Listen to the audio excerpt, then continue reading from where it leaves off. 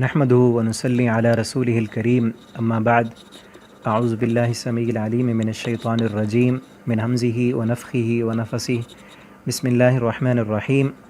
آج سے ہم انشاءاللہ تفسیر القرآن کورس کا آغاز کر رہے ہیں، اور جس طرح پہلے قرآنی وظائف کا ترجمہ و تفسیر ہم نے پڑھا تھا، تو اسی طرح سے ہم اب سورہ بقرہ سے تفسیر القرآن اور اس کے ساتھ ساتھ لفظی ترجمہ قرآن کریم کا پڑھیں گے، اور روزانہ ایک سبق میں ایک رکوع ہم پڑھا کریں گے۔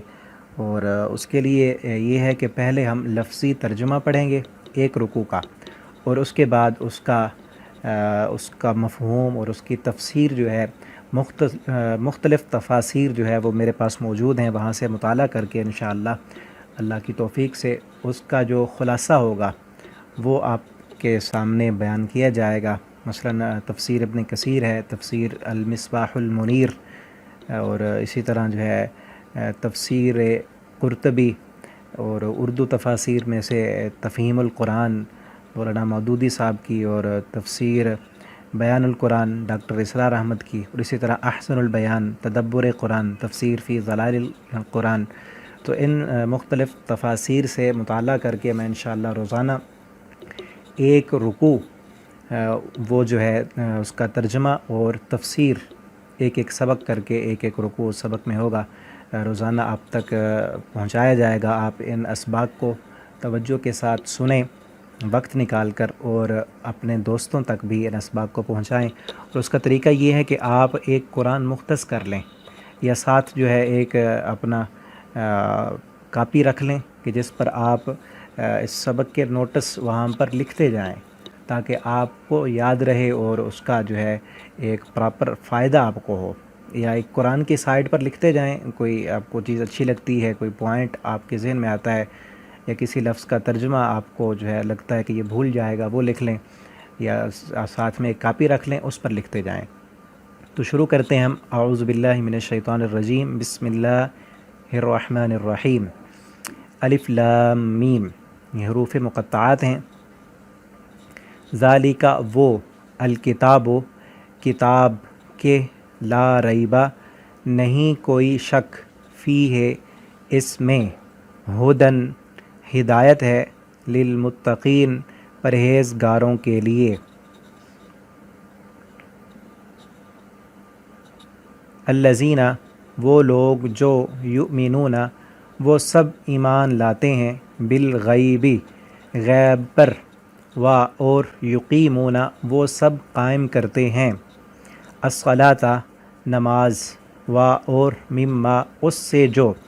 اور یہ وضاحت میں کر دوں، اور یہ چیز آپ نے یاد رکھنی ہے تمام کورس میں، یہ جو آپ کو کلر نظر آ رہے ہیں نا، یہ ایک ریڈ کلر ہے اور ایک جو ہے یہ نیلا کلر ہے۔ یہ دو کلر جو ہیں یہ علامتیں جو ہے ان کو ظاہر کرتے ہیں، اور علامتوں کے متعلق معلم القرآن کے اسباق میں نے پہلے ریکارڈ کیے تھے، تقریباً 15 سبق ہیں، آپ ان کو سن لیں۔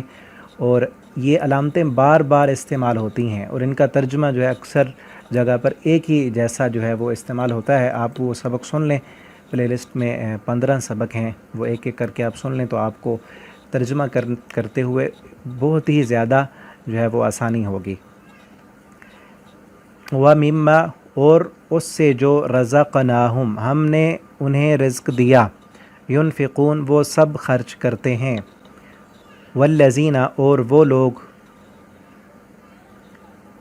یؤمنون وہ سب ایمان رکھتے ہیں، بما اس پر جو، انزل نازل کیا گیا، الیک آپ کی طرف، وما انزل اور جو نازل کیا گیا، من قبلک آپ سے پہلے، وبالآخرۃ اور آخرت پر، ہم یوقنون وہ سب یقین رکھتے ہیں، اولئک وہی لوگ، علی ہدن ہدایت پر ہیں، من ربہم اپنے رب سے، یا اپنے رب کی طرف سے، و اور اولئک وہ لوگ، ہم المفلحون ہی کامیاب ہونے والے ہیں، وہی لوگ ہی کامیاب ہونے والے ہیں۔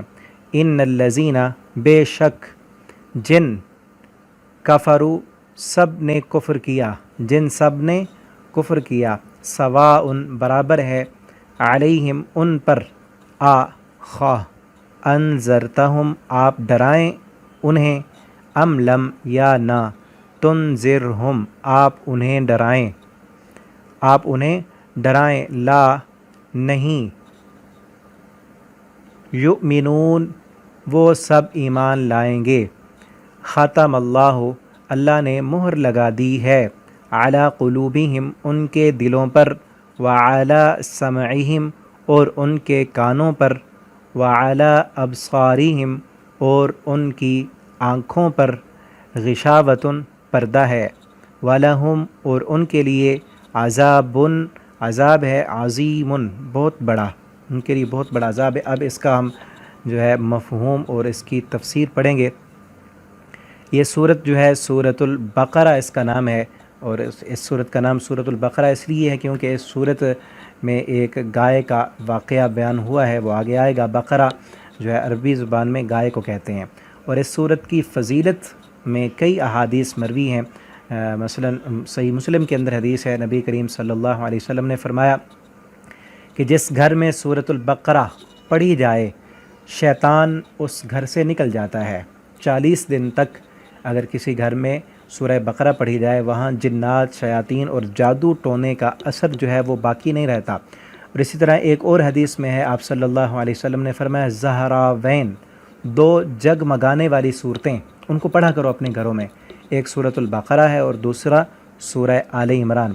نے فرمایا ان کو پڑھا کرو، یہ دونوں صورتیں قیامت کے دن اس حال میں آئیں گی کہ جیسے 2 بادل، 2 سائبان ہوتے ہیں اور یا 2 بڑے جھنڈ ہوتے ہیں پرندوں کے، تو یہ اسی طرح بادلوں کی طرح یا پرندوں کے جھنڈ کی طرح سائبان کی طرح آئیں گی اور اپنے پڑھنے والوں پر قیامت کے دن سایہ کریں گی۔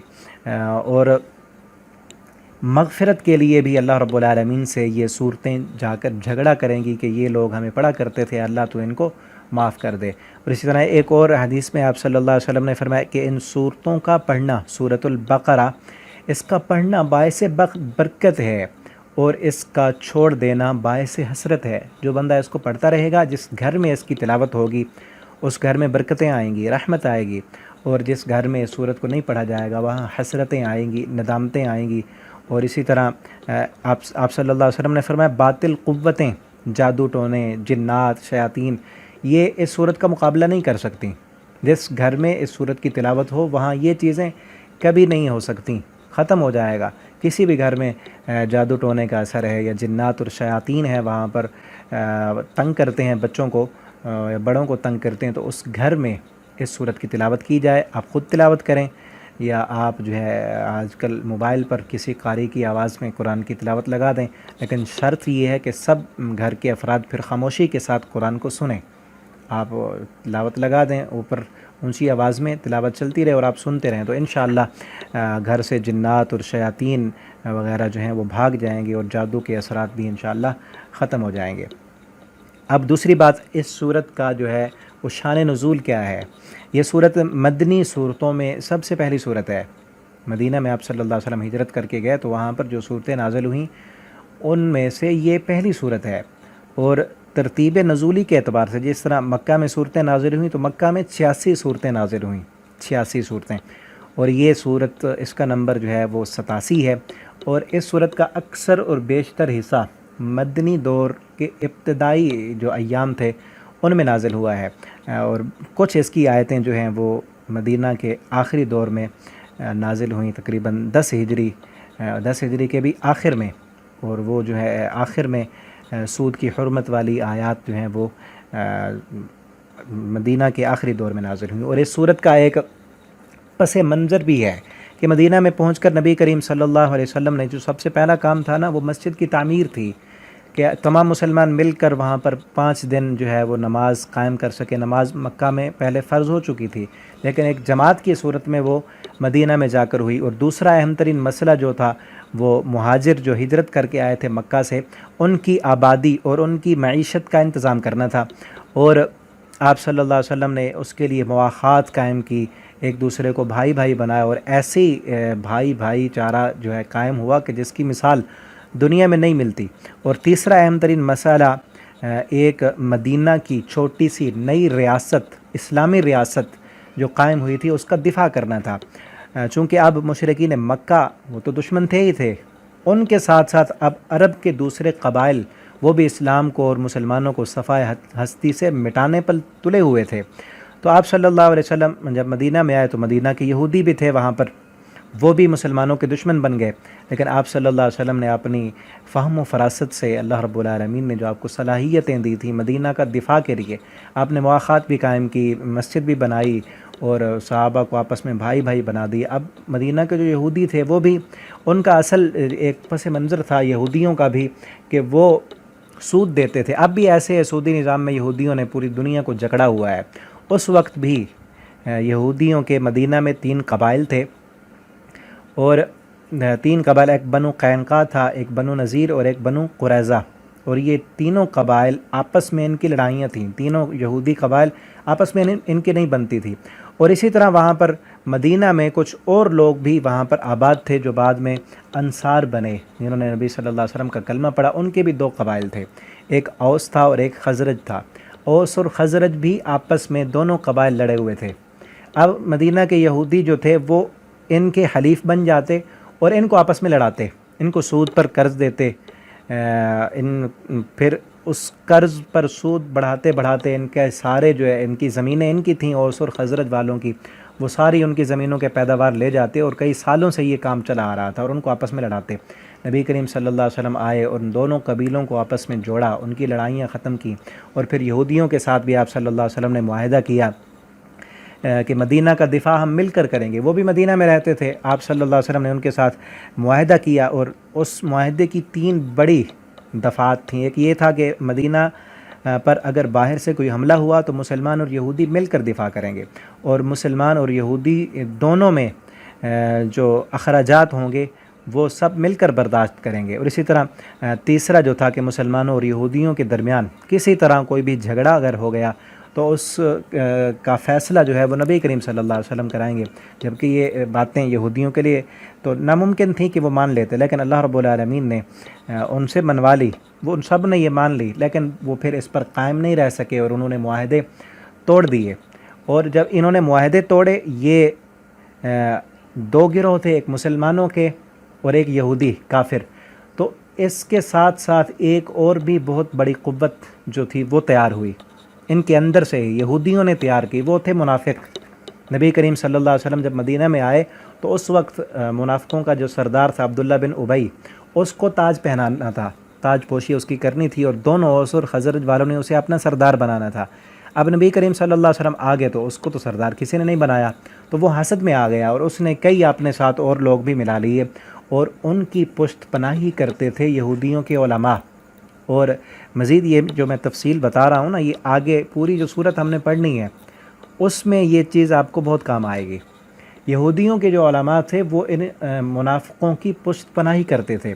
تو اب اس صورت کا پہلا رکوع جو ہے، پہلا رکوع جس کا آج ابھی ہم نے ترجمہ پڑھ لیا ہے اور اس کی تفسیر ہم نے پڑھنی ہے، تو یہ پہلا رکوع جو ہے، اس پہلے رکوع میں پہلی تقریباً 5 آیتیں، 5 آیتوں میں اللہ رب العالمین نے جو خالص مومن تھے نا ان کی نشانیاں بیان کی ہیں کہ پکے مومن کون ہیں۔ اور اگلی جو ہے پہلے رکوع کی 2 آیتیں اور ہیں، 7 آیتیں ہیں اس رکوع میں۔ دوسری جو 2 آیتیں ہیں، ان 2 آیتوں میں اللہ نے کافروں کی جو خوبی ہیں، جو پکے کافر ہیں جنہوں نے نہیں مانا، ان کی جو ہے وہ بد عادات ان کی وہ بیان کی ہیں۔ اور پھر آگے تقریباً جو ہے یہ صورت کا اکثر حصہ، کچھ مسائل بھی اس میں بیان ہوئے ہیں، لیکن صورت کا اکثر حصہ منافقین کی جو پول تھے وہ اللہ تعالیٰ نے کھولے ہیں، اور ان کی جو پشت پناہی کرنے والے یہودی تھے ان یہودیوں سے خطاب کیا ہے اس صورت میں۔ اکثر خطاب کا حصہ جو ہے وہ یہودی علماء سے ہے کہ وہ سب جانتے تھے پہچانتے تھے کہ نبی کریم صلی اللہ علیہ وسلم سچے ہیں اور قرآن اللہ رب العالمین کی جو ہے یہ سچی کتاب ہے، لیکن ہٹ دھرمی کی وجہ سے، ضد کی وجہ سے اور اس حسد کی وجہ سے کہ نبی کریم صلی اللہ علیہ وسلم چونکہ حضرت اسماعیل علیہ السلام کی نسل سے تھے اور یہودیوں کے جتنے بھی پیغمبر آئے وہ اسحاق علیہ السلام کی نسل سے تھے، اور انہوں نے جو خوبیاں اور نشانیاں نبی صلی اللہ علیہ وسلم کی پڑھی تھیں وہ اس انتظار میں تھے کہ نبی صلی اللہ علیہ وسلم اسحاق علیہ السلام کی نسل سے آئیں گے، لیکن وہاں سے نہیں آئے، حضرت اسماعیل علیہ السلام کی لڑی سے آگے، اور یہ بھی ایک وجہ تھی، وہ آگے آئے گی کہ کس وجہ سے اللہ رب العالمین نے ان سے یہ منصب چھینا۔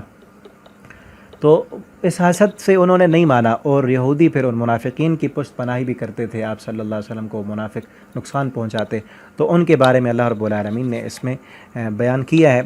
تو سورت کے شروع میں ہی ان تینوں گروہوں کی نشانیاں بیان کر دی گئیں۔ تو یہ پہلا جو ہے الف لام میم، یہ حروف مقطعات ہیں، یہ تقریباً قرآن کریم کی 29 صورتوں کی ابتدا حروف مقطعات سے ہوتی ہے۔ بعض صورتوں کے شروع میں ایک ایک حرف ہے، جیسے سورہ قاف ہے، سورہ صاد ہے اور سورہ قلم ہے، ان کے شروع میں ایک حرف ہے، اور بعض صورتیں جن کے شروع میں دو حرف ہیں، جیسے حامیم ہے، اور اسی طرح بعض کے شروع میں 3 لفظ ہیں، الف لام میم، الف لام را، الف لام میم را، 4 حرف بھی ہیں، اور کاف ہا یا عین صاد، یہ سب سے زیادہ حروف ہیں، اور ان کا معنی جو ہے اللہ رب العالمین کے علاوہ کوئی بھی نہیں جانتا، اور یہ نبی کریم صلی اللہ علیہ وسلم اور اللہ کے درمیان ایک راز ہے۔ بعض لوگوں نے اس کی مفسرین نے تعویلیں کی ہیں، لیکن سب سے بہتر جو بات ہے وہ یہی ہے کہ واللہ عالم بمرادہ، اللہ تعالیٰ ہی اس کا معنی جانتے ہیں۔ اب آگے فرمایا ذالک الکتاب لا ریب فیہ، یہ ایسی کتاب ہے کہ اس میں کوئی شک کی گنجائش ہی نہیں ہے۔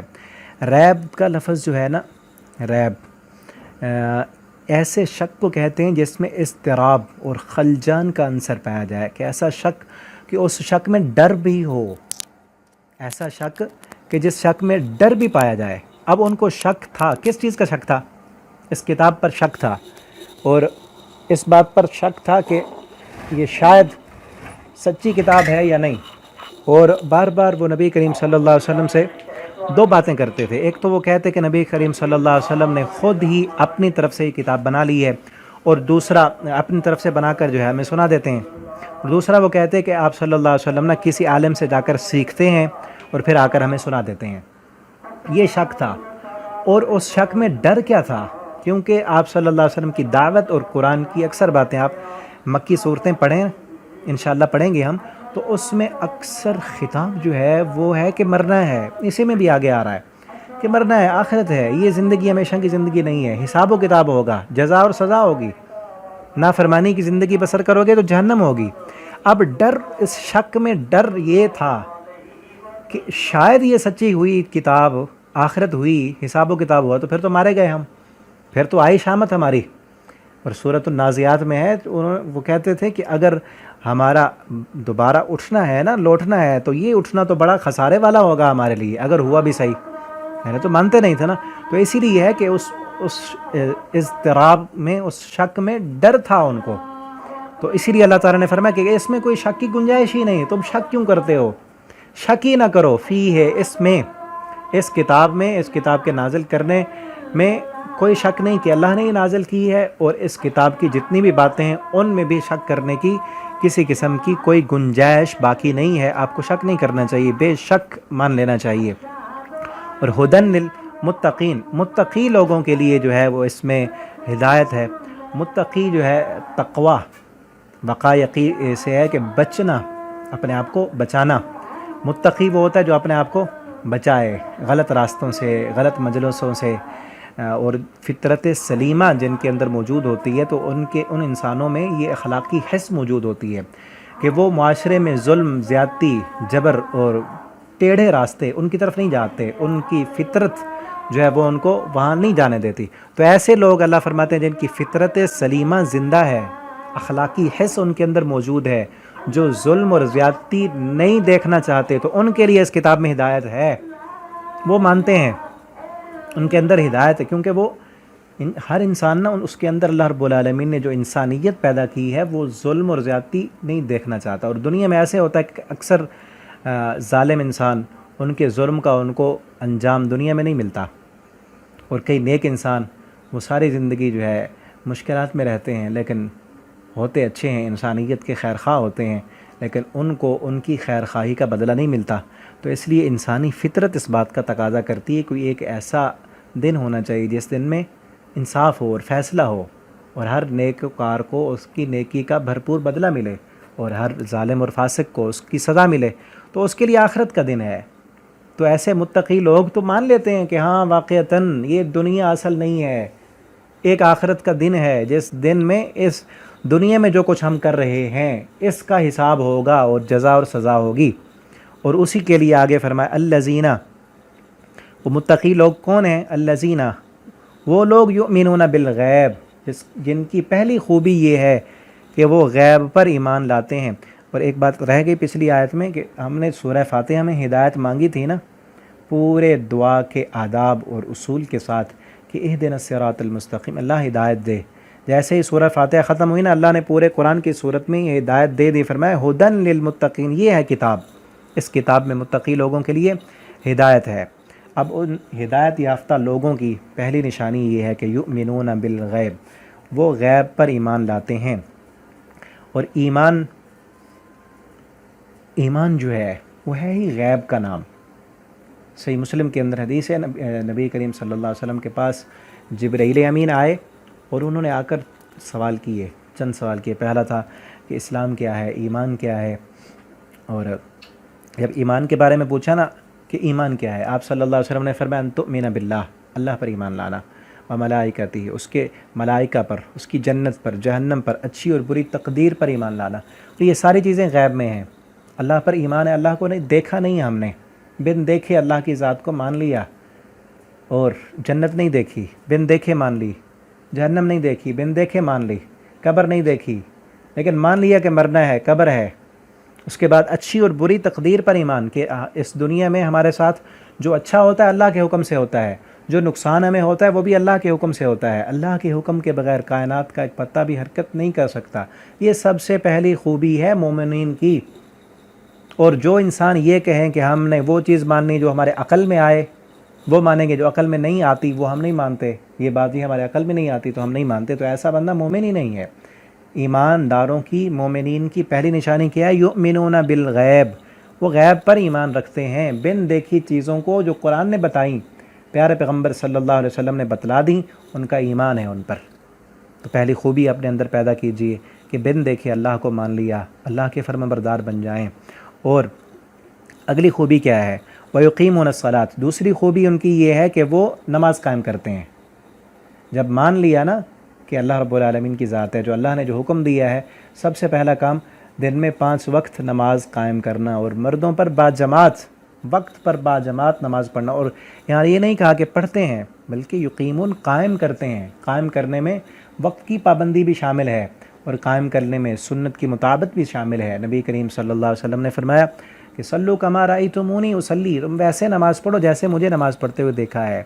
تو آپ صلی اللہ علیہ وسلم کی نماز جیسے آپ نے پڑھ کے سکھائی، وہ احادیث میں موجود ہے، ویسی نماز پڑھتے ہیں وہ وقت پر، پورے خشوع اور خضوع کے ساتھ، اور پوری دعائیں ان سب کا اہتمام کرتے ہوئے۔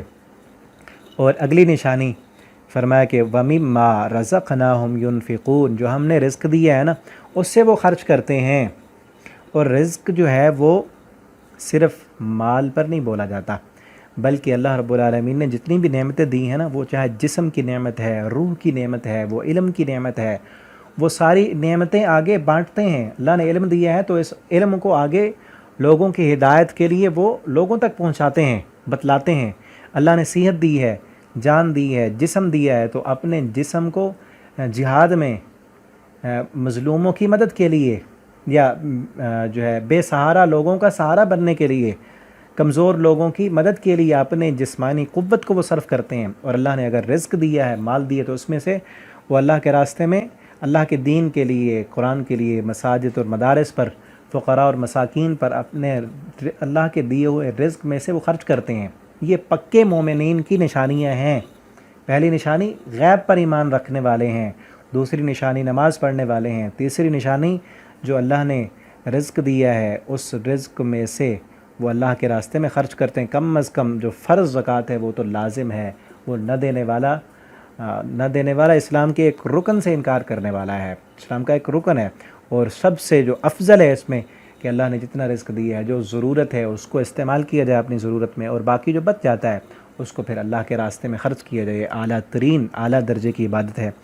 اللہ رب العالمین ہمیں اپنے راستے میں خرچ کرنے والا بنا دیں. اور اگلی نشانی والذین یؤمنون، اور وہ لوگ ایمان لاتے ہیں بما انزل الیک، اس پر جو نازل کیا گیا آپ پر، آپ کی طرف جو قرآن نازل ہوا ہے اس قرآن پر وہ ایمان رکھتے ہیں، اس قرآن کو وہ مانتے ہیں کہ یہ قرآن سچی کتاب ہے. وما انزل من قبلک، اور اس پر بھی جو آپ سے پہلے نازل ہوا، جو آپ سے پہلے کتابیں نازل ہوئیں وہ ان کا بھی انکار نہیں کرتے، ان کو بھی وہ مانتے ہیں. وبالآخرۃ ہم یوقنون، اور آخرت پر وہ یقین رکھتے ہیں کہ آخرت کا دن ہے جس دن حساب و کتاب ہوگا، جس دن جزا اور سزا ہوگی. اور یہ ساری چیزیں جو ہیں، نماز، زکوٰۃ اور اللہ کے راستے میں خرچ کرنا، یہ ساری چیزیں وہ اس لیے کرتے ہیں کہ یہ دنیا کی زندگی جو ہے یہ ہمیشہ کی زندگی نہیں ہے، بلکہ آخرت کا ایک دن ہے. بالآخرت، آخرت کا جو مفہوم ہے نا، اور عقیدہ آخرت جو ہے وہ ایک جامع اور معنی لفظ ہے آخرت کا، کہ جس میں کئی طرح کے عقائد جو ہے وہ شامل ہو جاتے ہیں، کہ ان تمام مومنین جو ہیں ان کے یہ عقیدہ ہے کہ مرنا ہے. ان کا یہ آخرت ہے نا، تو پھر اس بات پر بھی ان کا یقین ہے کہ مرنا ہے. اور یہ جو زندگی ہے، اس زندگی، یہ جو دنیا کی زندگی ہم گزار رہے ہیں، مرنے پر اس زندگی کا خاتمہ نہیں ہو جائے گا، بلکہ اس کے بعد اگلی زندگی ہوگی. اور اس زندگی میں ہم نے جو کیا ہے نا، اگلی زندگی میں اس کا حساب و کتاب ہوگا. تو اس حساب پر ان کا یقین ہوتا ہے. یہ مومن کی صفت ہے کہ اس کا یقین ہوتا ہے کہ یہ زندگی اللہ نے ایسے نہیں بنا دیا ہمیں کہ کھائیں پئیں موج کریں اور جانوروں کی طرح ہم بھی جو ہے نا مر جائیں گے تو ختم ہو جائیں گے. نہیں، بلکہ ایک دن ہے جس دن ہم نے اللہ کے بارگاہ میں کھڑے ہو کر اپنی ساری زندگی کا حساب دینا ہے. اور اسی طرح پھر ان کا یہ بھی عقیدہ ہوتا ہے کہ جو موجودہ نظام ہے یہ ہمیشہ رہنے والا نہیں ہے. یہ دنیا کے عیش و آرام، یہ دنیا کی لذتیں اور رونقیں اور بہاریں ہمیشہ کی نہیں ہیں. وہ اسی دنیا کو سب کچھ نہیں سمجھتے. آخرت ہم یوقنون، آخرت پر یقین رکھتے ہیں نا، تو پھر دنیا کو سب کچھ نہیں سمجھتے، بلکہ وہ اپنا مطمع نظر ان کا آخرت پر ہوتا ہے. وہ ساری محنتیں، کوششیں اور کاوشیں ان کی پھر دنیا کے لیے نہیں ہوتی. ان کی پھر کوشش، محنت کس کے لیے ہوتی؟ جس پر یقین ہے. اپنی اگلی زندگی کا وہ سامان کرتے ہیں. دنیا کے عیش و آرام کی ان کو پرواہ نہیں ہوتی، بلکہ وہ یہ سمجھتے ہیں کہ ہم نے قبر میں بھی سونا ہے. اور آج دیکھ لیں دنیا کتنا ڈری ہوئی ہے کرونا وائرس سے. کاش کہ اتنا قبر کے کیڑوں سے ڈرا ہوتا. قبر میں تو کیڑے ہیں، بچھو ہیں، اندھیرا ہے، اس کے لیے کیا کیا ہے؟ آخرت پر یقین ہو نا، یقین ہو، پھر بندہ اس کی تیاری کرتا ہے کہ وہاں بھی سونا ہے، کون بچائے گا؟ یقین ہوگا، عمل ہوگا، قرآن پڑھا ہوگا، قرآن پر عمل کیا ہوگا تو قرآن کی روشنی ہوگی وہاں پہ. اگر نہیں ہے تو پھر اندھیرا ہے. جس بندے نے ساری محنت اور کوشش اس کی ہے ہی دنیا کے لیے کہ دنیا کا عیش و آرام اس کو میسر آ جائے، دنیا کی ساری سہولتیں اس کو مل جائیں، گرمیوں کے دن ہو تو اے سی لگ جائے، سردیاں ہو تو گرم کمبل اس کو مل جائے، کھانا گرم مل جائے، اور اعلیٰ قسم کی سواریاں اس کو میسر ہوں، دنیا کی سہولتیں ہوں، آخرت کے بارے میں سوچا ہی نہیں. تو مومن کی خوبی یہ پہلے صفحے پر قرآن کی ابتدا میں اللہ کہتے ہیں کہ آخرت پر ان لوگوں کا یقین ہوتا ہے. اللہ رب العالمین ہمارے یقین کو پختہ کر دیں. اور انہی لوگوں کے بارے میں اللہ فرماتے ہیں اولئک علی ھدی من ربہم، یہی لوگ اللہ کی طرف سے ہدایت پر ہیں، یہی ہدایت یافتہ، یہ کامیاب ہو گئے. واولئک ھم المفلحون، اور آگے کہا کہ یہی لوگ ہی کامیاب ہونے والے ہیں. کامیابی انہی لوگوں کے قدم چومے گی کہ جن لوگوں کے اندر یہ تمام صفات موجود ہیں. یہاں تک مومنین کی صفات تھیں، اور آگے 2 آیتوں میں جو پکے کافر ہیں ان کا کردار بیان کیا گیا ہے. اور پھر اس سے آگے جو ہے وہ پھر منافقین کی صفات، اب نام نہیں لیا گیا وہاں پر، منافقوں کا کردار بیان کیا گیا ہے. وہ کردار جس کا بھی ہے وہ اسی کے لیے، اور اس کردار میں یہودی بھی شامل ہیں.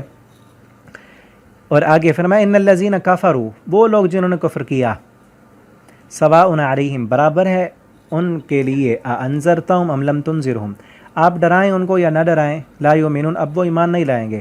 اب یہ عام کافروں کے لیے نہیں ہے، بلکہ وہ سرداران قریش، بڑے بڑے وڈیرے کہ جن پر حقائق واضح ہوئے، آپ صلی اللہ علیہ وسلم نے دعوت دی، انہوں نے پہچان لیا، دل میں آ گیا قرآن سچی کتاب ہے، پھر بھی نہیں مانا. ان کی بات ہو رہی ہے یہاں پر کہ اب ان کو آپ ڈرائیں یا نہ ڈرائیں، ڈرانا اور نہ ڈرانا برابر ہے. یہ کبھی ایمان نہیں لائیں گے جن کی حالت اور کیفیت یہ ہے کہ خود قرآن سننے سے لوگوں کو روکتے ہیں. اور میں آپ کو ایک واقعہ بتاؤں کہ یہ بڑے بڑے جو سردار تھے نا، ابو جہل، حضرت ابو سفیان جو بعد میں مسلمان ہو گئے، وہ خود واقعہ بیان کرتے ہیں. حضرت ابو سفیان، ابو جہل اور ایک اور سردار تھا. یہ تینوں سردار نا یہ نوجوانوں کو روکتے تھے کہ آپ نے محمد رسول اللہ صلی اللہ علیہ وسلم کا قرآن نہیں سننا. آپ صلی اللہ علیہ وسلم رات کو اپنے گھر میں اونچی آواز میں قرآن کی تلاوت کرتے تھے. انہوں نے سب نوجوانوں کو روکا تھا کہ آپ نے قرآن نہیں سننا، کیونکہ ان کو پتہ تھا کہ قرآن سنیں گے تو ضرور ان پر اثر ہوگا. اور ان کی خود کی حالت کیا تھی؟ خود کی ان کی حالت یہ تھی کہ یہ تینوں آپس میں معاہدہ ہے کہ ہم بھی نہیں سنیں گے اور دوسروں کو بھی روکیں گے، اور خود رات کو چھپ کر نبی صلی اللہ علیہ وسلم کا قرآن سنتے. کتنی حیرت کی بات ہے، کھڑے ہو کر ساری رات. اور ابو سفیان خود بیان کرتے ہیں واقعہ کہ ایسے ہوا کہ ہم نے رات کو سنا اور واپسی پر جب آنے لگے نا، ایک کونے سے ابو سفیان سن رہا ہے تو دوسرے کونے سے ابو جہل سن رہا ہے، تیسرے کونے سے تیسرا سردار کھڑا ہوا ہے. جب واپس جانے لگے تینوں مل گئے آپس میں. نے کہا تو سن رہا تھا؟ اس نے کہا تو بھی سن رہا تھا؟ نے کہا تو بھی سن رہا تھا. ہم دوسروں کو روکتے ہیں، خود کیا کرتے ہیں؟ اب قسمیں کھائیں، قسمیں کھاؤ کہ اب نہیں آنا. قسمیں کھا لیں. اگلے دن جب اگلی رات آئی، ایک نے کہا کہ میں تو جا رہا ہوں، وہ تو دونوں نہیں آئیں گے، وہ چلا گیا. دوسرا بھی آ گیا، اس نے کہا وہ نہیں آئیں گے. تیسرا بھی آ گیا، تینوں پھر آ گئے. ساری رات کھڑے ہو کر قرآن سنا. کہ ایک قرآن کا معنی اور مفہوم آتا تھا نا ان کو، کھڑے ہو کر کون ہیں؟ کافر ہیں. اور آج ہم مسلمانوں کی حالت یہ، جن کو ترجمہ نہیں آتا نا، تھوڑی سی رمضان میں تراویح لمبی ہو جائے تو پیچھے رونے لگ جاتے ہیں، کیونکہ پتہ نہیں وہ کافر کھڑے ہو کر سارے رات سن رہے ہیں. اور اگلے دن پھر ایسے ہوا، پھر قسمیں اٹھائیں کہ آئندہ نہیں آئیں گے، اگلی رات پھر آئے ہوئے ہیں. حالت اور کیفیت. اور دل سے مانتے تھے نا سچی ہے کتاب، لیکن پھر بھی وہ قبول نہیں کیا انہوں نے. ان کافروں کے بارے میں، ان سرداروں کے بارے میں اللہ نے فرمایا اب ان کو آپ ڈرائیں یا نہ ڈرائیں، یہ ماننے والے نہیں ہیں. ختم اللہ علی قلوبہم، اللہ نے مہر لگا دی ان کے دلوں پر، وعلی سمعہم، ان کے کانوں پر، وعلی ابصارہم، اور ان کی آنکھوں پر پردہ ڈال دیا ہے. وَلَهُمْ عَذَابٌ عَظِيمٌ، ان کے لیے دردناک عذاب ہے کیونکہ انہوں نے حق قبول نہیں کیا. اور یہ ایک اور بات آپ کو مثال سے میں بتا دوں تو آگے بھی یہ موضوع آئے گا، مضمون آئے گا یہ، تو آپ کو بات جو ہے وہ یاد رہے گی. اللہ کا نا قانون ہے، اللہ رب العالمین کا قانون ہے کہ اللہ کی دی ہوئی صلاحیتوں کو اگر انسان استعمال نہ کرے تو اللہ رب العالمین ان صلاحیتوں کو ختم کر دیتے ہیں. میری بات سمجھ آ گئی نا آپ کو؟ قانون یہ ہے کہ اللہ کی دی ہوئی صلاحیت، جو اللہ نے صلاحیت دی ہے، اگر انسان خود ان صلاحیتوں کو استعمال کرنا چھوڑ دے تو صلاحیت پھر ختم ہو جاتی ہے، اور اگر انسان ان صلاحیتوں کو استعمال کرتا رہے تو صلاحیتیں بڑھتی رہتی ہیں. مثلا اللہ نے ہاتھ میں صلاحیت دی ہے کہ یہ پکڑ سکتا ہے، یہ وزن اٹھا سکتا ہے، یہ حرکت کر سکتا ہے.